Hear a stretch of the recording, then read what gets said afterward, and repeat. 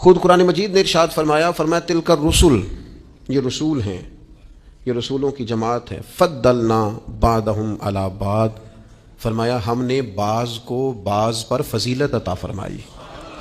یہ جماعت ہے انبیاء کی، رسولوں کی، نبیوں کی، ہم نے بعض کو بعض پر فضیلت عطا فرمائی۔ کتنی فضیلت عطا فرمائی؟ فرمایا منہم من کلم اللہ، ان میں سے بعض ایسے ہیں جن سے اللہ نے کلام فرمایا، ورفع بعضهم درجات، اور فرمایا بعض ایسے ہیں جنہیں اللہ نے درجوں میں بلندی عطا فرما دی۔ وآتینا عیسی ابن مریم البینات، اور جناب عیسیٰ ابن مریم کو کھلی نشانیاں عطا فرمائی۔